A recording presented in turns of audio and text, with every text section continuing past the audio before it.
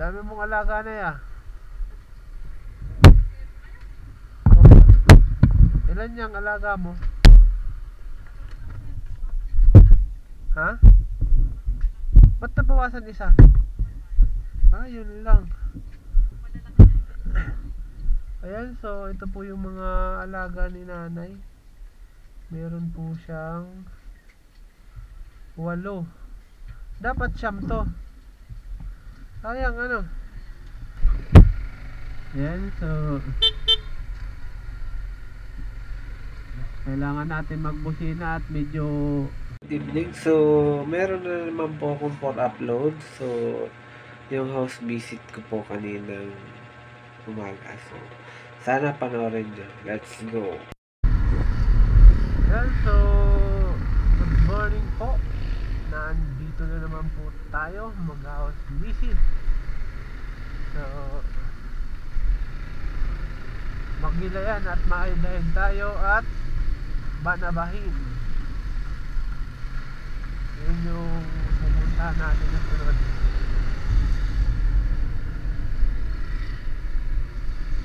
Ayan, so may nagkakarga ng kupra.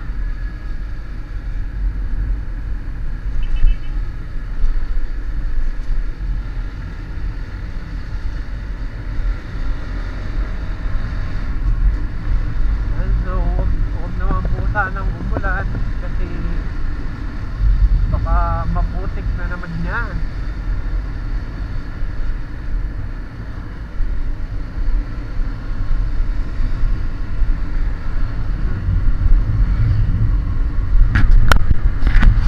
Update na lang mamaya. At liliko na naman po tayo dito sa papasok na to.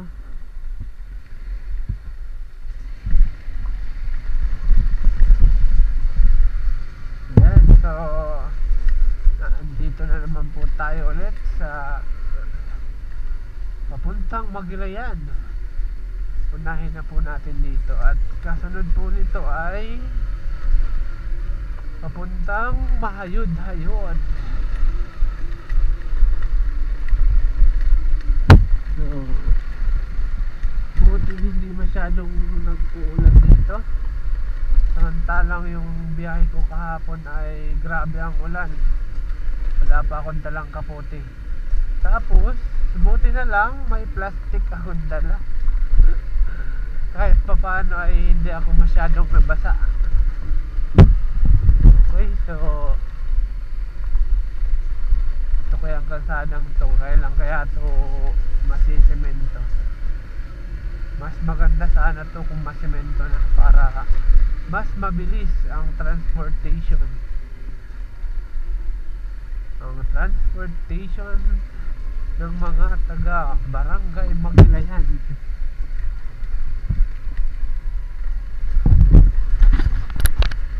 Ayun, so update na lang mamaya.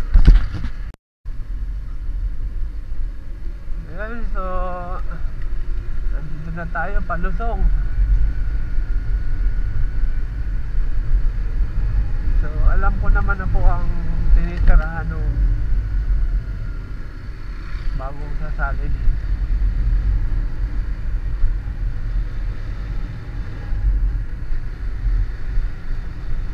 Ayan, so ibon. Daming ibon dito. Nasa may kalsada lang.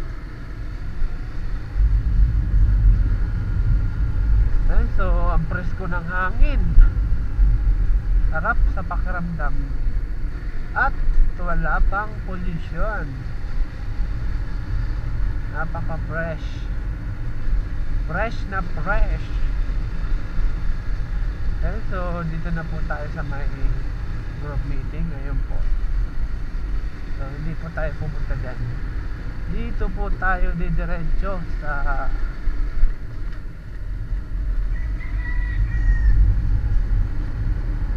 unahan. Ayan, so lubak-lubak na naman dito. Lubak-lubak.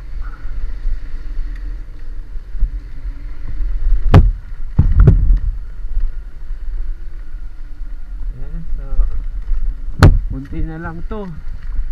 Magkakaanuhan ng semento sa unahan tsaka sa doon sa taas. Konting kembot lang ng budget o solicitation. Pero kahit pa paano ay hindi naman siya tulad dati sa papuntang BDST. Napakalala ng kalsada doon dati. Pero ngayon doon improving na, sinisementa na to.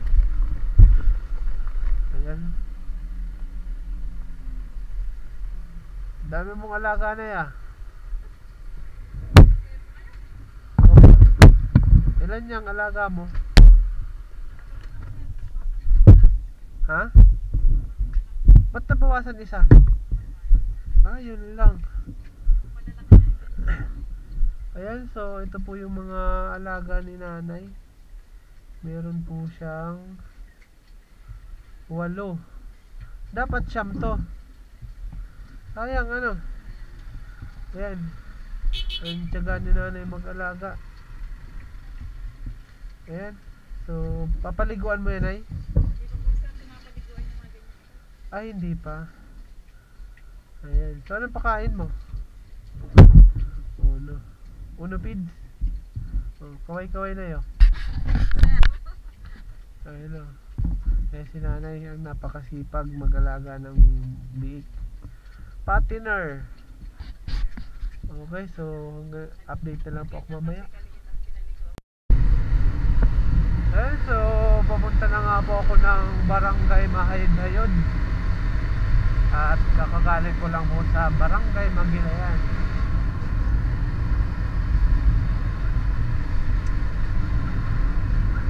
Medyo malamig na ang simoy ng hangin. So malapit na ang Pasko.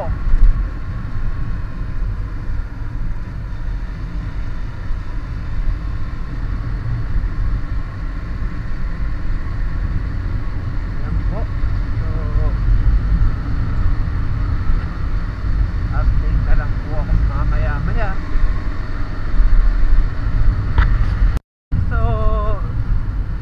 Malapit na nga po tayo dito sa papasok sa Barangay Mahayod-Hayod. Dyan sa may mga tricycle.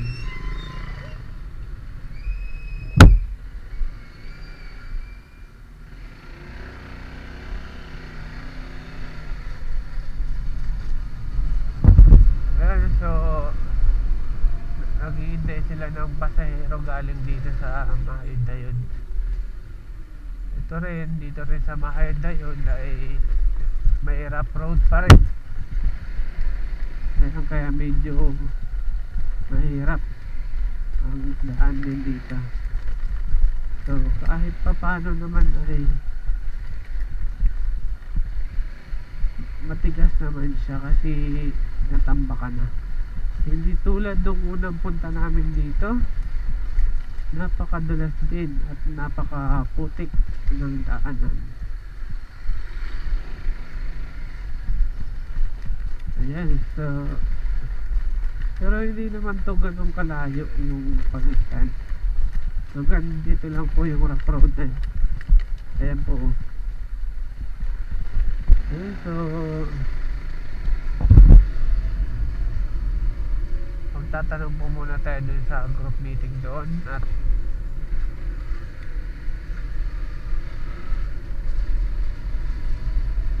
para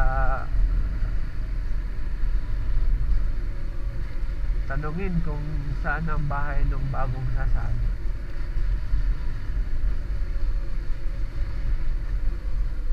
Ayan po.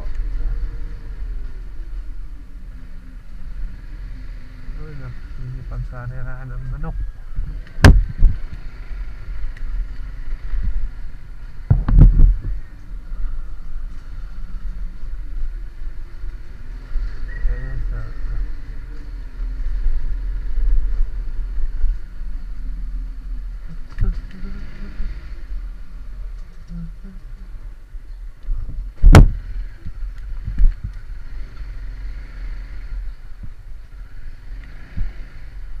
So, tanong muna tayo dito kay ate.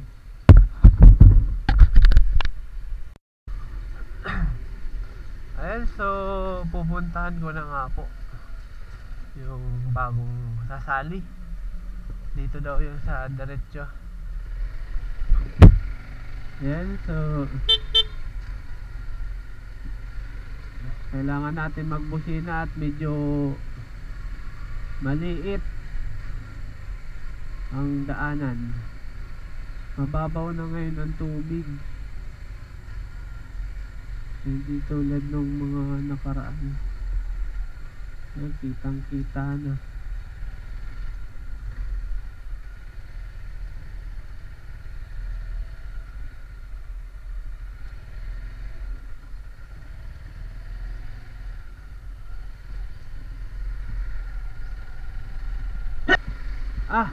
Ang bahay pa.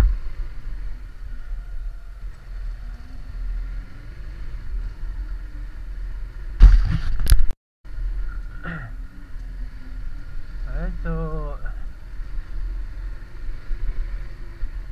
diretso dun sa may papuntang Esperanza ang way.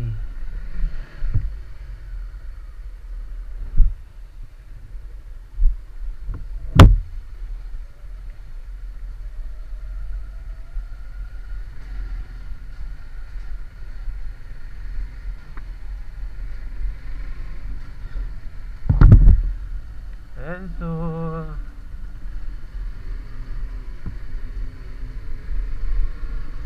sana na andyan siya para makausap.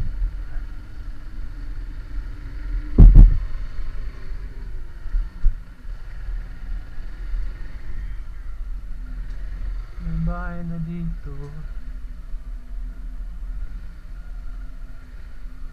Kaso wala tayong matanungan. Doon ata sa may bahayan. Ayun. Dito tayo magtanong sa maraming bahay.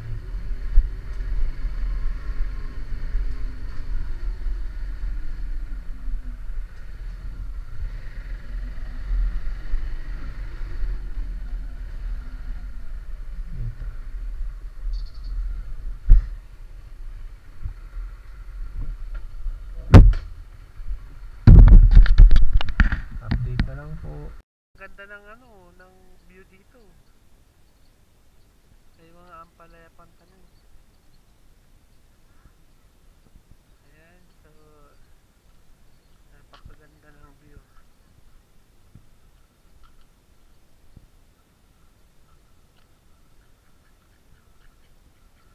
Ayan, kulang na yung dalawang bibi na lang.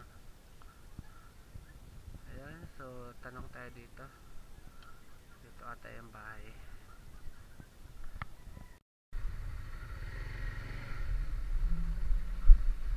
Okay, so pabalik na po tayo.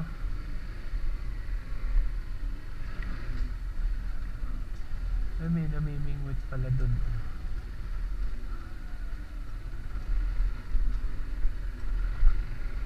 Tilapia. Pero pag kami namimingwit, ang nahuhuli namin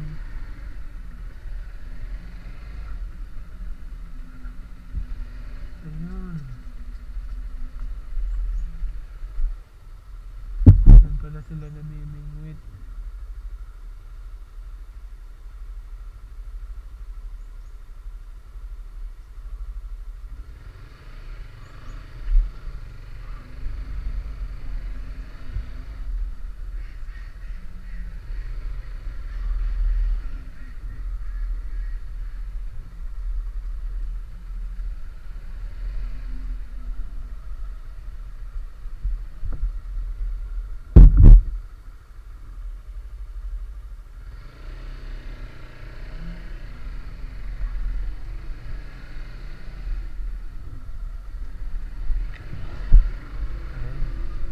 So siguro doon sa binibingwitan namin ay maliliit yung isda doon, mga apuyo lang.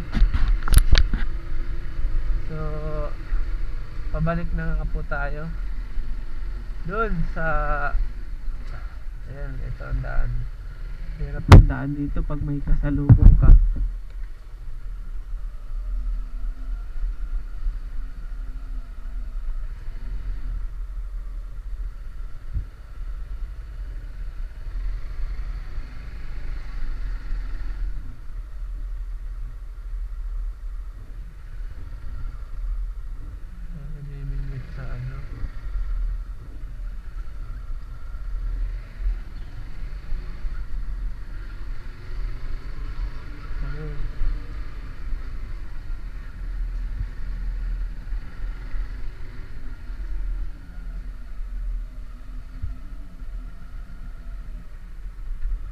Dito kasi mababaw na. Ayan. Dito kami namimingwit dati. Ayan o. Mababaw na siya.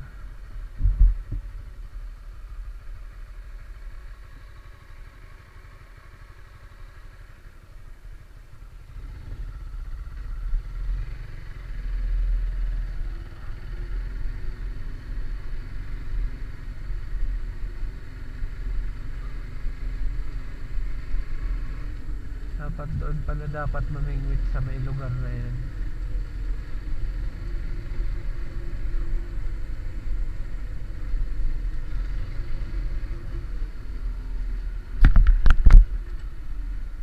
Ayan, so andito na po tayo sa may court ulit. So update na lang po ako mamaya.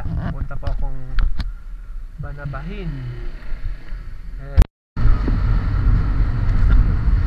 Ayan, so dito na po tayo sa Barangay Tanag. So may way po dito papuntang Banabahin. So pupunta po tayo dun kina Kapitana. Dito po, so kakanan na po tayo dito. Paakyat na to.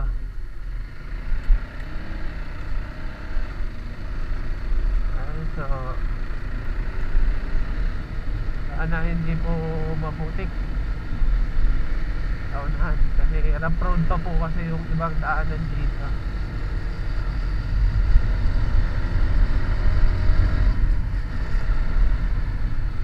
Ayan.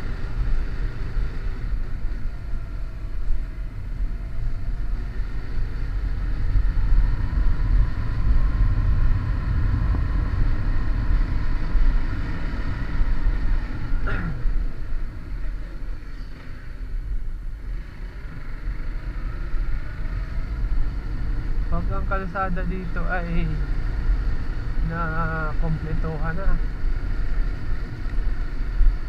maganda na po ang daan dito. Ayan, so kabila pa lang, tapos one way. Ayan po, so palusong naman.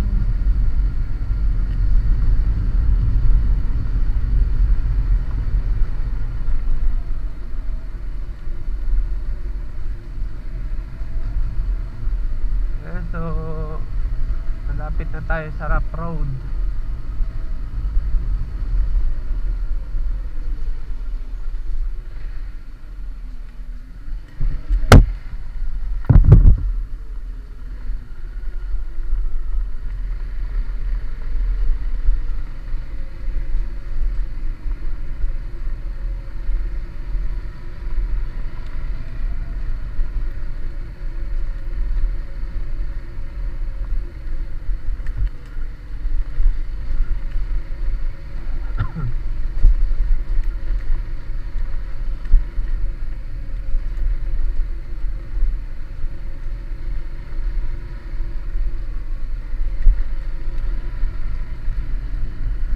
So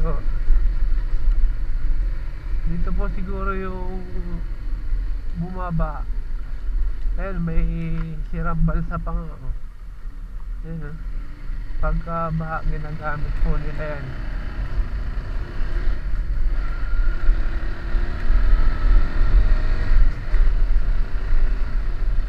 Ayan, so paakyat.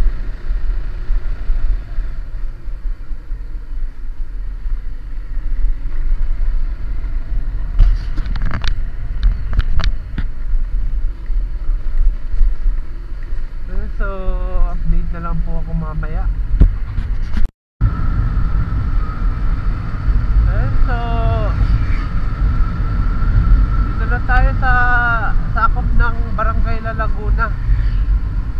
Ayan, dito sa may bagong gawang kalsada. Kakatapos lang po ng magayos sa lugar na to. Ayan, so dito po dati yung napakalubak, pero ngayon ay ayos na. So update na lang po ako mamaya pagka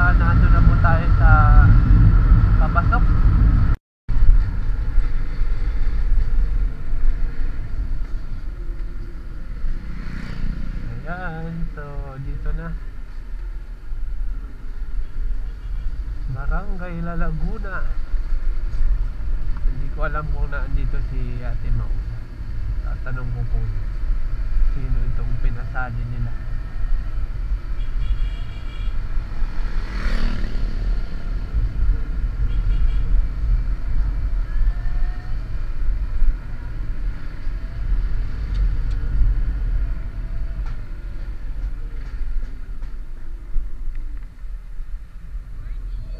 O, anong balita dyan?